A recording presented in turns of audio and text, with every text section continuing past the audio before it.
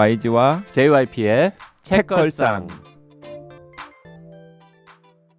책에 관한 걸쭉하고 상큼한 이야기. YG와 JYP의 책걸상이 찾아왔습니다. YG 강량구입니다. JYP 박재영입니다. 자, 오늘 아주 유명한 게스트 모셨으니까요. 빨리 댓글 소개하고 게스트 소개하겠습니다. 접속님, 오랜만에 댓글 달면서 북톡 그때 못 드린 감사 인사 이제야 해봅니다.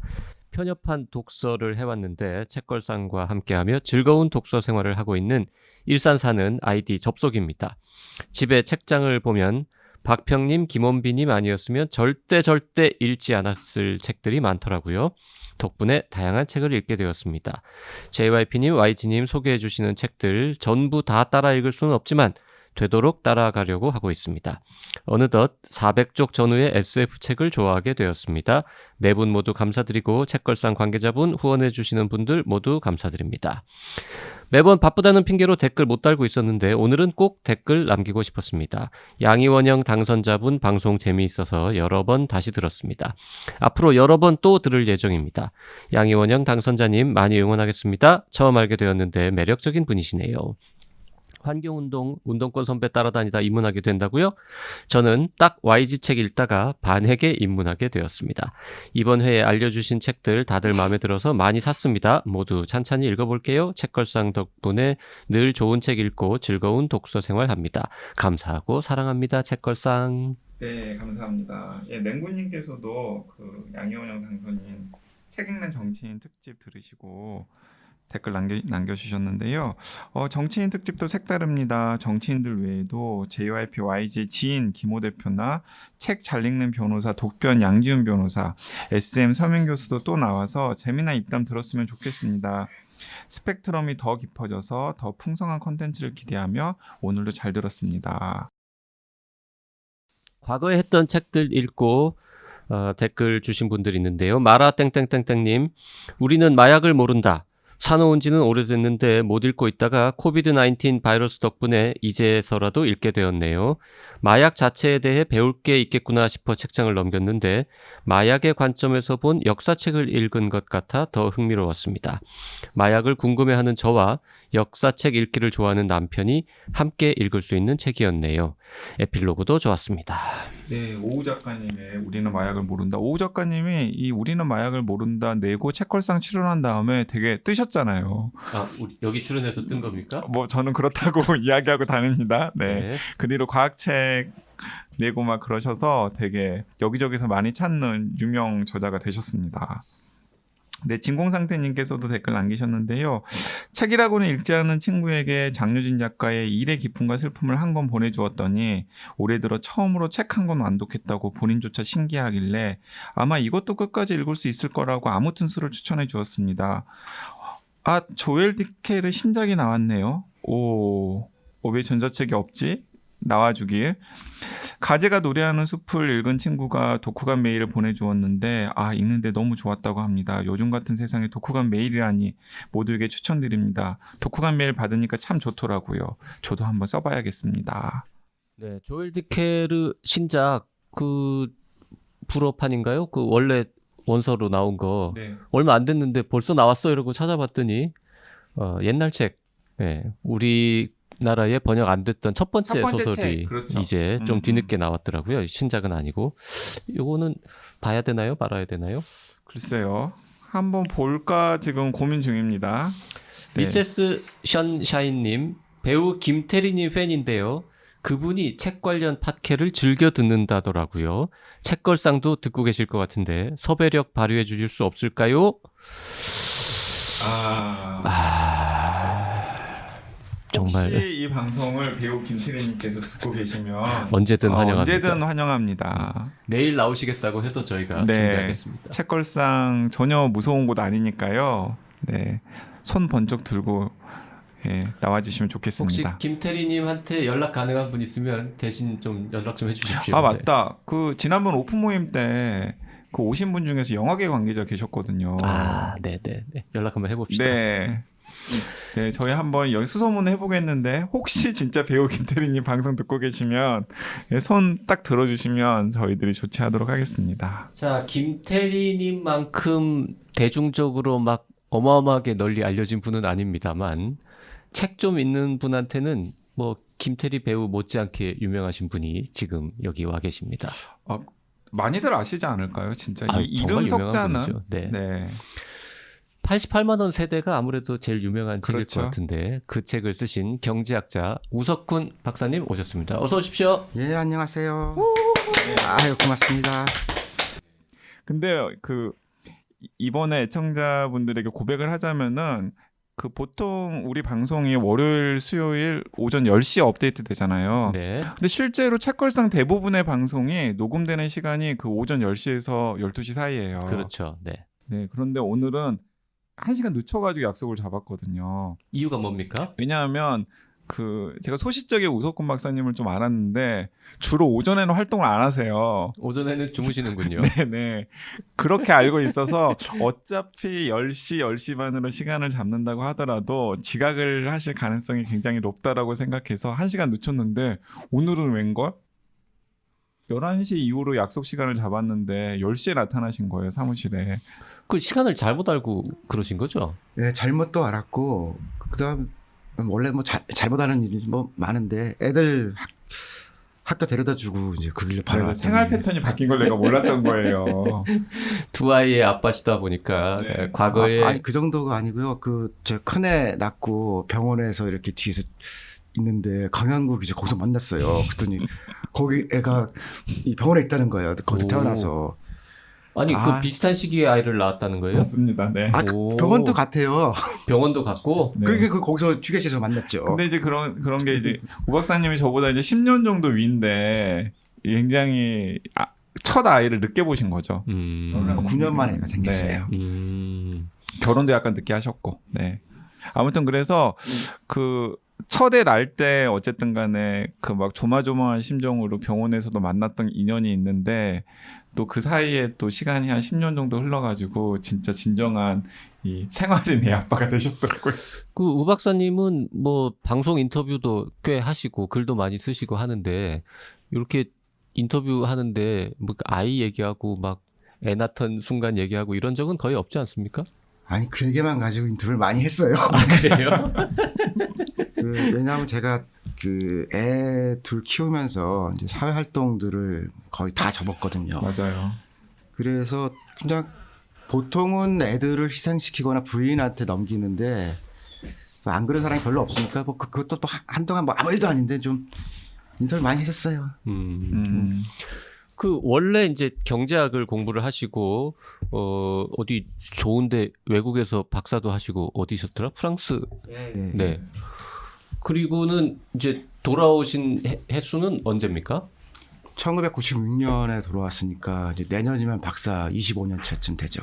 그 보통 이제 그 외국에서 경제학으로 박사하고 딱 귀국하면은 어디 뭐 대학으로 가거나 뭐 연구소를 가거나 뭐 하여튼 그렇게 하는데 그때부터 하신 일이 글 쓰시는 거를 하신 아니 건가요? 그렇지는 않고요. 그 시간 강사 한 학기 하는데 저는 도저히 못하겠더라고요. 그래서 제일 먼저 이제 오라고 그러는데 간다고 했는데 그때 현대 환경연구원 현대에서 이제 연구원 만들면서 오라고 그래서 현대가 첫 직장이 됐죠. 그때 딱 막 이제 WTO가 새로 생기면서 근데 막 프랑스 6년 반 살았는데 제네바 가서 살려고 그러니까 못하겠더라고요.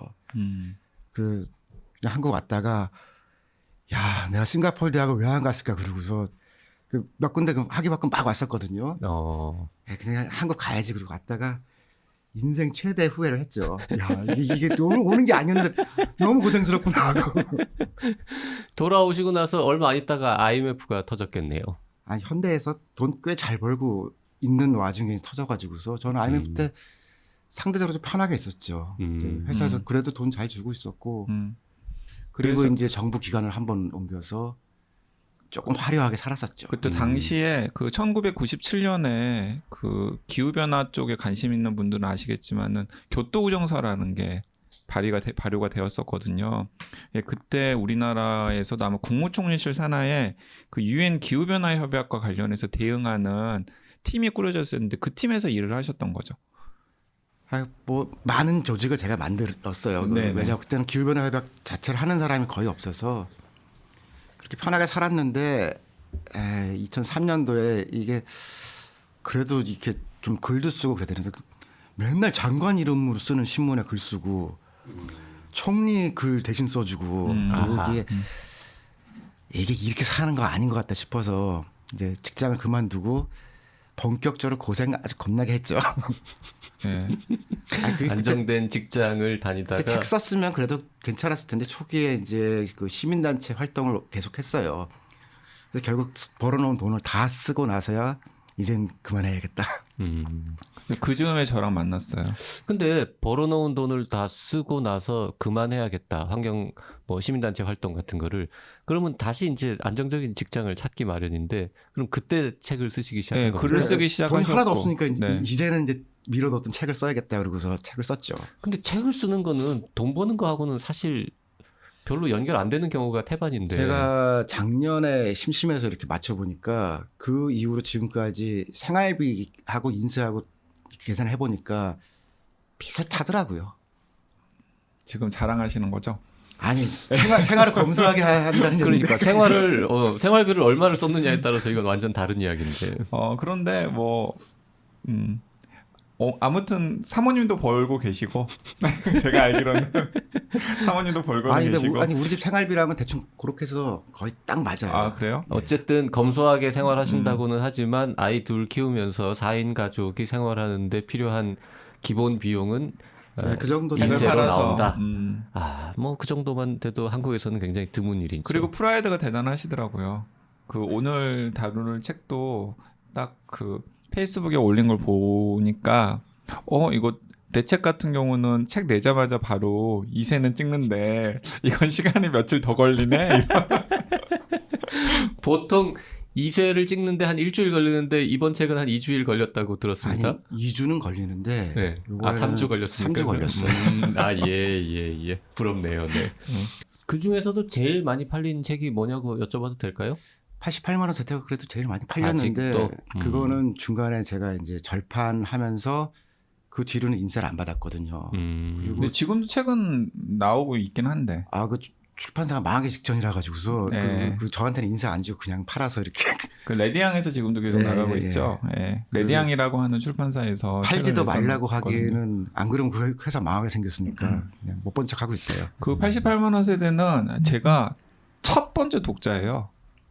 그래요? 네. 출판되기 전에? 근데 출판되기 전에 오 박사님이 그 초고를 저한테 보여주셨어요.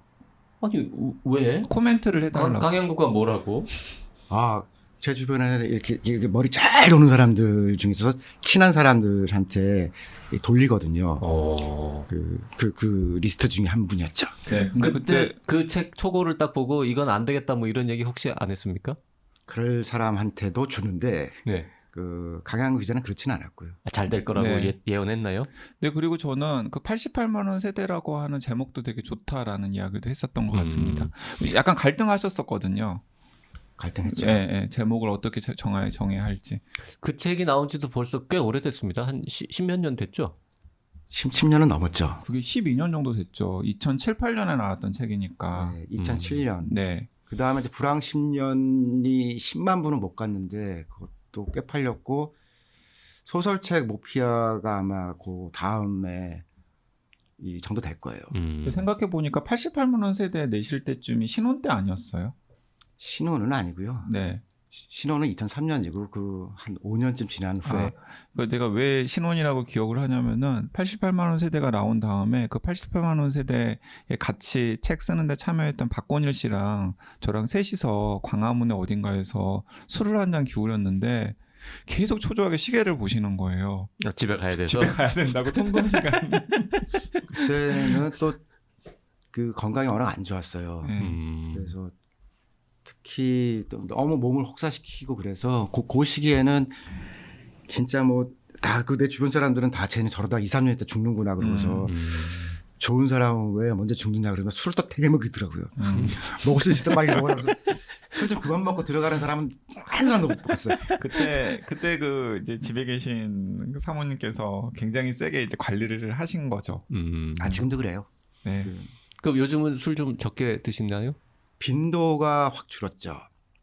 빈도가 줄면 뭐예요? 한 번 드실 때 많이 먹으면 꽝이지. 예전에는 빈도와 강도 다 셌는데 강도는 나이 먹으니까 약해지고 빈도도 외부에서 술 먹는 거는 일주일에 한 번 이상은 안 하려고 해요. 그 이번 오늘의 이제 책이 당인리 대정전 후 2시간이라고 하는 장편 소설인데요. 이 책 날개에는 이렇게 소개가 되어 있습니다. 경제학자, 두 아이의 아빠, 성격은 못됐고 말은 까칠하다. 늘 명랑하고 싶어 하지만 그마저도 잘 안 된다. 이렇게 시작하는데 성격은 못됐고 말은 까칠하다. 이거 본인이 그렇게 생각하시는 겁니까? 아니면 주변 사람들이 이렇게 말하는 겁니까? 주변 사람들 다 알아요. 그냥 좀 넘어가자. 그러면 이게 넘어가 진냐 너는 네가 인간이냐? 야 너만 입 다물면 너 돈 많이 돈이 문제가 아니고 이게 원칙이 틀렸잖아. 다 된다 그러는데 에이 그거는 아니지. 그런데 그 총각 때보다는 결혼한 다음에 훨씬 나아졌어요. 그래요? 네, 그리고 아이 아빠 된 다음에는 더 나아진 것 같습니다. 옆에서 계속 지켜봐온 제가 보기에는. 강양구도 성격 못됐고 말은 까칠한 걸로 유명한데 둘 중에 누가 더 못됐고 누가 더 까칠합니까? 저 정도면 천사급이에요. 아 그래요? 네. 그러면 굉장히 심각하신 건데. 네, 오 박사님보단 제가 낫습니다. 네. 인간이 제가 더 나은지는 모르겠습니다만은. 특히 한국의 높은 사람들이 제일 싫어하는 사람 이렇게 꼽으면은 네. 저 꼽는 사람이 많더라고요. 나 걔가 제일 싫었어. 그리고 예전에 한승수 총리라고 촛불 집회 때 이 총리했던 양반이 있거든요. 네. 왜냐하면 눈치 안 보고 그냥 네. 하고 싶은 말 하고 다 싶은 말 다 하니까 그 자기 양반이 앞에다 대놓고서. 자기 총리할 때 걔 때문에 너무 힘들었다고 그 몇 년에 인터뷰하는데 그런 얘기를 했다고 기자들이 막 전해주더라고요. 그럼 반대로 우리나라에서 제일 좋아하는 사람 꼽아봐라 했을 때 우석훈 이렇게 얘기하는 사람들도 있을 거 아닙니까? 우리 집 애들만 좋아할 것 같아요. 애들만이요? 네. 한 분 더 계셔야 할 것 같은데. 우리 부인도 너랑 결혼해서 인생 너무 힘들게 됐기 때문에 인생 최악의 선택이었다고 뭐 전혀 안 고마워요. 자기한테 있던 무한한 가능성이 너 때문에 망했어. 그 자연스럽게 책 얘기로 연결을 해서 이야기를 하자면 이 당인리 대정전 후 2시간은 제가 먼저 읽고서 이 JYP한테 권했는데 뭐 JYP도 읽어보고 책도 재미있고 우석훈 박사님도 이참에 한번 모시자 그래서 이제 이 자리가 성사가 되었는데요. 그 솔직히 말하자면 사실 저는 큰 기대는 하지 않고 봤어요. 왜냐하면 우석훈 박사님은 어쨌든 경제학자고 논픽션 작가지 소설가는 아니잖아요. 그리고 그 전에 이 모피아라고 하는 이 소설을 낸 적이 있긴 합니다만 어쨌든 간에 또 오랜만에 낸 두 번째 소설인데 이 전문 픽션 작가가 쓴 소설이 아니기 때문에 저는 이제 소설로서의 완성도에 초점을 맞추기보다는 이 대정전 후 2시간이라고 하는 부제가 표현하는 그 재난 상황을 어떻게 묘사했을지가 너무나 궁금하더라고요. 그래서 읽기 시작했는데 웬걸? 재밌더라고요. 그러게요. 그 YG가 저한테 읽으라고 할 때도 저런 톤으로 얘기했어요. 이게 뭐 문학 작품으로 어마어마하게 훌륭하다고 보기는 어렵지만 충분히 재미있고 읽을만하다. 같이 한번 읽어보지 않겠냐. 저는 박사님 한번 뵙고 싶은 마음도 있었지만 저희 회사가 당인리 발전소하고 걸어서 한 2분 거리에 있거든요. 그래서 오늘 와보니까 그렇더라고요. 네네. 그래서 아니 점심 먹으러 또 가끔 항상 그 밥 앞에 먹으러 가고, 다니잖아요. 네. 매일 보고 뭐 이러는 저 창문만 열면 보이고 이런 곳이라서 훨씬 친근한 마음에 그래 뭐 읽어보지 뭐 이렇게 읽었는데 일단 뭐 재밌게 잘 읽었습니다. 근데 두 번째 장편 소설입니다. 모피아라는 책이 그거는 진짜 잘 팔렸어요. 그래서 이제 네, 잘 팔렸어요. 네. 뭐 어마무시하게 잘 팔려가지고 한때 편안하게 살았고 그 덕분에. 그게 사실 이게 그러니까 소설의 형식을 빌리긴 했지만은 약간 그 내부 고발하려고 하는 성격의 책이잖아요. 그때는 그게 강했고 중간에 이제 교육 관련된 걸 한번 쓰려고 했었는데 잠깐 모피아 얘기 조금만 예. 더 하자면 거기서 이야기하는 모피아가 그 경제 관료들 이야기하는 거죠. 예. 네. 그거 원래 뭐 보수들이 쓰던 거예요. 그 예전에 재무부 사람들 견제하려고 네. EPB라고 하는 기재부 경제기획원 쪽 사람들이 막 썼던 건데 똑같더라고요. 지금도. 그러니까 경제 관료들의 행태를 소설 형식을 빙자해가지고 내부 고발한 작품이고 모피아라는 작품이었거든요. 근데 그 둘 다 읽어본 입장에서는 소설가로서의 우석훈 박사님도 업그레이드 되고 계시네 하는 생각이 들긴 들었어요. 시간이 많이 지나기도 했고 네. 중간에 교육 관련된 뭐 교육 마피아를 한번 쓰려고 그랬었는데 너무 슬퍼가지고 쓰다가 교육 마피아는 교육부 관료들. 네. 그 제가 못 쓰겠더라고. 그 학생들 자살하는 얘기들이 있는데 자 이게 그런 슬픈 얘기는 그만 쓰자 그러고. 우리 우 박사님은 경제학자로서 뭐 이것저것 일하시고 책도 여러 권 내신 다음에 언제 무슨 바람이 불어서 내가 소설을 한번 써보리라라고 결심하셨는지요? 그 대장금 쓴 작가인 김영현 작가가 있거든요. 네. 그 분이 저를 학생운동의 세계로 끌어들인 바로 그 분이에요. 그 대학교 1학년 때, 야, 우리 같이 책 좀 보자. 그렇게 하면서 제가 이제 학생운동권이 된 건데, 그 양반이 이제 제가 이렇게 고민을 막 하니까 이런 얘기를 해야 그러면 되는데. 지금도 계속해서 친분을 유지하고 친하죠. 계세요? 예. 네. 그래서 그러면 그렇게 하지 말고 내가 네 잘 아는데 그냥 소설로 써봐라. 그랬고 당인리도 2년 전에 이제 차 한잔 마시면서 이걸 하려고 하는데 어떻게 하면 좋겠냐 했더니 일단 책으로 먼저 내. 그리고 고민을 해. 그래서 두 번 다 김영현 작가님이 이제 써보라고 해서 쓴 거죠. 아, 모피아도 김영현 네, 작가님이 써보라고 해서 쓴 거고 당인리도 써보라고 해서 쓴 그래서 거고. 그때는 모피아 때는 이제 좀 저도 처음 해보는 거라서 이제 도움을 많이 받았어요. 그리고 지금은 이제 그때보다는 또 조금 약간 스킬 같은 게 좀 늘어서 요번에는 이제 내라는 데까지만 이제 하고 진짜 도움은 또 별로 안 도와주더라고요. 네가 혼자 해. 뭐 귀찮게 자꾸 보라고 그래. 그러니까 그런 활동을 하신 건 아니죠. 학교 다닐 적에 무슨 그 문예부 이런 데서 대학교에 연세문학회를 들어가려고 딱 갔는데 거기서 이제 막 가입하고 막 그러잖아요. 지금 그럴 때는 막 그때 있는 사람들 딱 보고 나서 뭐 공지영 씨 있고 막 그럴 때였다. 여기는 아니다 하고 바로 가입 안 했죠. 그렇죠. 그때 뭐 공지영 씨 있고 막 그분들이 다 주도할 때 아니었나요? 그거보단 제가 조금 더 어립니다. 아, 그래요? 그분들은 이제 이미 졸업했고. 자, 그러면은 본인의 아이덴티티 1번은 여전히 경제학자실 텐데 그거 뭐 바꿀 수가 없는 거죠. 그 작가, 소설가 이런 아이덴티티도 이제 두 권쯤 내면은 이렇게 약간 마음속에 심어지나요? 아니, 그렇지는 않고요. 음. 그냥 소설도 쓰고 그런 거지. 기본적으로는 이제 세상이 좋아질 때까지 경제에 관한 모든 것을 다 바꾸겠다라는 결심은 바뀐 게 없고 세상은 여전히 어둡죠. 나쁜 놈들은 여전히 잘 살고 있고 착한 사람들은 여전히 그냥 한 구석에서 헤매고 있고. 그러면은 지난번에 낸 모피아라고 하는 첫 소설이나 이번에 낸 당인리라는 두 번째 소설 모두 뭔가 우 박사님께서 하고 싶은 이야기가 있는데 그 하고 싶은 이야기를 전달하는 수단을 고민하다가 소설 형식으로 전달을 했을 때 가장 독자들한테 닿을 수 있겠다라고 생각해서 이 소설이라고 하는 그런 것도 있고 네. 그 아까 말씀 교육 마피아 얘기를 빼고 나니까 그래서 그때는 원래 3부작으로 구상을 했었거든요. 하나 그리고. 톡원 이렇게 구상을 했었는데 네.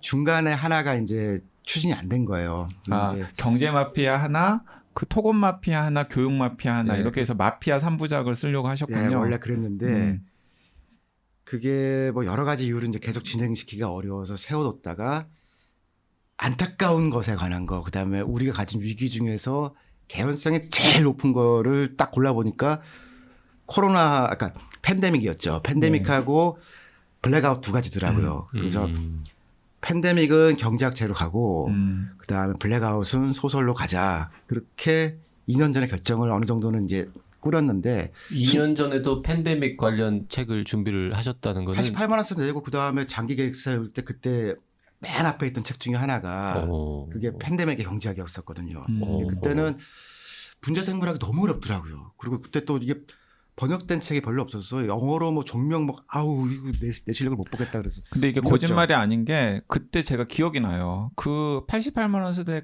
끝나고 나서 술자를 가졌다 그랬잖아요. 그때 다음 책 뭐 쓰실 거예요라고 했을 때 그때 감염병 전염병 이야기로 팬데믹의 경제학 같은 거 한번 써보려고 해라는 이야기를 하셨었고 그래서 2009년에 신종플루 유행했었잖아요. 그때 제가 이런 얘기도 한 적이 있어요.